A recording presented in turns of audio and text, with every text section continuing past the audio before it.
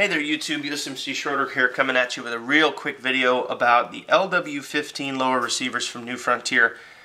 Here on the table I've got two. I've shot these lowers, I wouldn't say like overly extensively, but I think I've got about 200 rounds through this one and maybe 150 through this one. So I pulled the triggers a little bit, and I'm pretty satisfied with being able to sit down and talk to you guys about it. So here's what I got. I'll start from the front and I'll work my way to the back. The takedown pins, they suck. If you're going to buy an LW15, I would plan on having to buy new takedown pins and new detents. Now, the good part is all of the springs in the LW15, as I throw it across the table, all of the springs in the LW15 are just as good as anything you're going to get anywhere else. So, you're not going to have to buy new springs, just new takedown pins.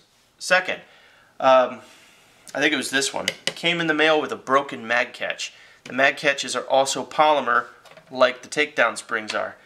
So, I would also plan on buying a new mag catch. Now, to me, that's all I think you're going to need, because as far as magazines, I mean, I have no problems with any of my magazines fitting or feeding or anything like that, and other than ones or twosies like this, they all drop free pretty easily. I've used Tapco mags on this one, and then this one's just been all USGI. And I've never really had any problems at all. So I'm not noticing anything different about the receiver itself as far as compatibility with anything. There are some hard cast components on the receiver that you can't modify, but that's not really going to slow me down. I don't really care. I'm never going to be shooting in the Arctic, so I don't need a trigger guard that swings out, and my finger is the normal size, so it fits in the hole just fine. So I mean, you know, your mileage may vary. You might find that to be more important than anything else, but again, I don't. Buffers, and again, buffer spring along with all the other springs, are just as good as you're going to find anywhere else. Pistol grips, actually I kind of like the pistol grips on these things, to be completely honest with you. They're a bit fatter than a standard A2 pistol grip. They're kind of chunky, which I dig. You know, it makes for a better hold. I don't feel like I'm holding on to a pencil. So I like the pistol grips on the LW15, and the stock. Hey man, that's a normal 6-position commercial stock that you're going to find anywhere. A little bit of knowledge that I picked up about the stocks is that they're actually made by the same distributorships that sell to just about everybody else. So this is the same as UTG or Tapco or anything that you're going to find anywhere else. So if you roll it all together for the price that you can get an LW15 for, it's really not that bad. But now let's go over the cons. What might you have a problem with if you buy an LW15? Like I said, the takedown pins are junk and the mag catches are junk, in my opinion, and some people have had problems with the pins breaking or the receivers cracking here by the stock, and I think I've seen some where the takedown pin were having problems as well. It's namely the pins. Now, I'm not sure why they didn't reinforce these areas more than they did, but what I do know is that the New Frontier LW15 receivers are the same mold as the Plum Crazy. However, it's a different polymer. It's a stronger polymer. That's at least that's what they keep saying. New Frontier has some good torture tests online about their triggers, which I like the trigger. I think it takes up clean and it breaks really nice. So the triggers are good. They torture tested the snot out of the trigger, and they put the magwell in a press. And I mean, it didn't really show me anything that I didn't think was there. I mean, it showed that the polymer is more flexible than steel, but to be honest, I love how light they are. They're really great. And if I was just building a sporting rifle that I just wanted to take the range every once in a while, I don't see any reason why the LW15 shouldn't be considered. But I am going to tell you that these two are pre-2000 serial numbers, which New Frontier, after the first 2,000 lower receivers that they made of the LW15, decided to upgrade a few parts. The takedown pins were a part of that package, and so was the safety.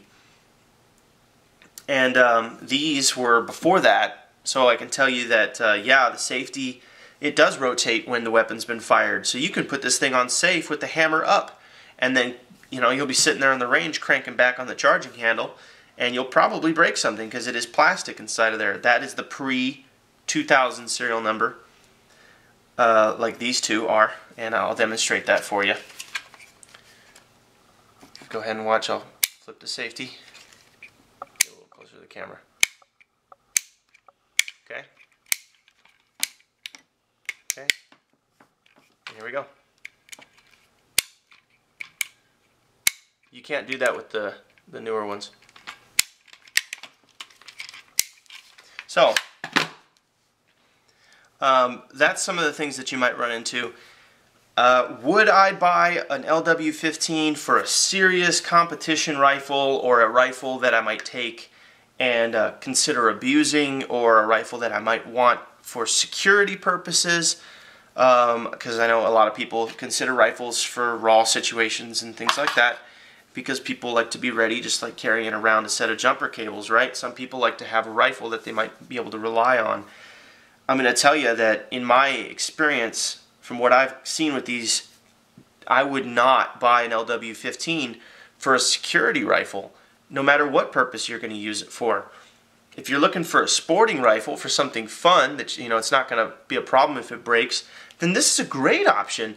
They're cheap and they're light. I think you should have them just to have them, because hey, you know what, these are polymer, and that's probably going to be the next generation of weapons. So a lot of people that are really upset about polymer, you know, I got something to tell you. The Scar is made of polymer, and Glocks are made of polymer.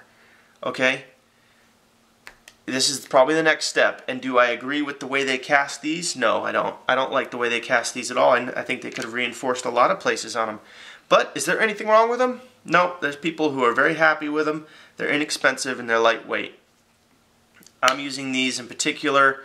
I put a few away for a rainy day, just in case certain people win a re-election and decide to reenact some old assault weapons bans.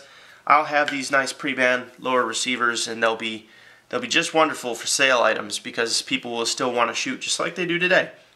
So, in a summary for all you guys out there, the LW15s, as they're sold today, are a lot better than these ones that I bought, and they're not bad. I give them a 3.5 out of 5 stars.